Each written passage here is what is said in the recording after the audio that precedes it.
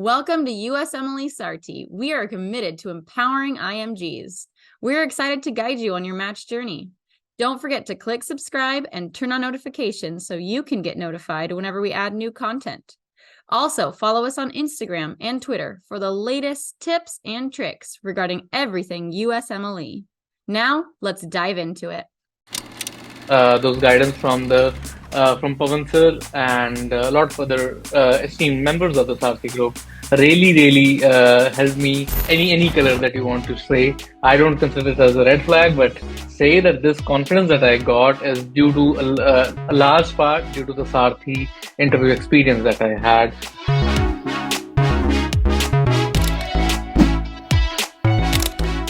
Hello, Pavan sir, and hello everyone. Thank you so much for such a warm welcome and for this chance to share my little bit of humble tips for everyone. So, I'm a person who dedicatedly apply to one specialty.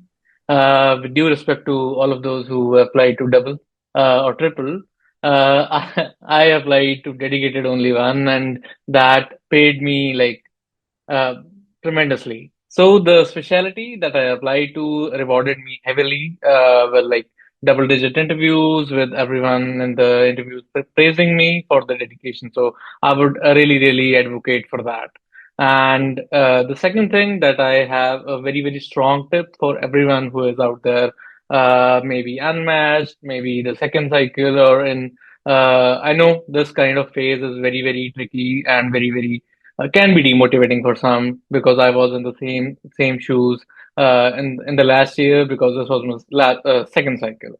So I would really recommend everyone to first of all make a list of their programs of any specialty they are applying to, and that list should be made on the preference of visa, preference of IMG friendliness, and once you are done with that list, just go out to the reach out the faculty because a lot of program coordinators, a lot of other staff would be extremely busy right now with the onboarding of the new residents and coming PGY1. So it's better, and my advice is to reach out to the faculty. And some programs have listed out their email IDs, but some programs do not.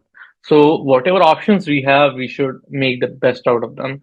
And that really, because I'm a person who came from no connections, like absolutely zero connections in the last cycle and zero interviews to like 11 interviews, I would share. And that was due to the connections that I made while being out there in the field. Without those connections, I emailed the faculties, personalizing my emails to each one out of there, and so that they know that this person is actually interested in them in their works. You can even mention in the email that this was the piece of work that you came across, and that really inspired you towards your journey. And that's how those emails got me the rotation. And because the rotations in the big institutes, apart from enhancing your CV, that also fetches you and earns you a good LOR. And my attending physician used to say that each LOR has a very decent and a very hidden message in it, which is basically reading between the lines. So I would recommend reaching out to a lot of attending physicians and especially those that are connected with the programs itself, and that is really incremental towards your CV, especially if you are in my position, which was in the last year. And the second thing that I would also really advocate strongly is confidence, because this, first of all, I would like to say that this confidence that I got is due to a large part due to the Sarthi interview experience that I had, because those questions, those guidance from Pavan sir and a lot of other esteemed members of the Sarthi group really helped me in gathering what is the expectation of the programs and what is the expectations of interviewers during this process. And that confidence really helped me in highlighting one of my few weaker points in the application, because I unfortunately had the closure of my med school. One of my med schools closed, and I was ultimately shifted to a new med school, and that could have been a red flag to different faculty members, different interviewers, but the way in which I was able to explain that kind of flag, any color that you want to say. I don't consider it as a red flag, but that I was able to explain it, and that was due to the confidence because does not matter much of what do you say. It basically matters how do you say it. So those are the few quick non-boring points that I would like to share, and I really thank everyone, and I'm so happy.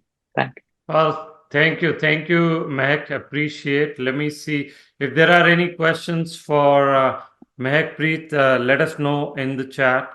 Let me see. Yeah. So thank you and congratulations again. If you are in India, I'll probably see you in May. Okay. Uh, Absolutely.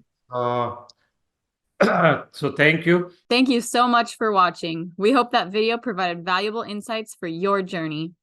Don't forget to subscribe to our YouTube channel and follow us on Instagram and Twitter. And check out our website for details on how we can guide you to a successful match.